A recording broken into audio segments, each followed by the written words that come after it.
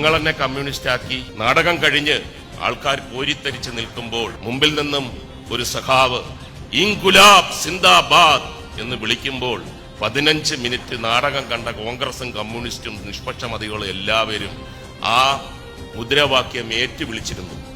ആ സ്ഥലത്ത് ആ അണ്ടർ കറണ്ട് ഇപ്പോൾ ശക്തമായി ഞാൻ ആസ്വദിക്കുന്നു, അനുഭവിക്കുന്നു. ഏപ്രിൽ 26-ാം തീയതി കാണിക്കേണ്ടവർക്ക് കാണിച്ചു കൊടുക്കും. അരിവാൾ ചുറ്റിക നക്ഷത്രമാണ് എന്റെ ചിഹ്നം. എം മുകേഷ് എന്നാണ് എന്റെ പേര്.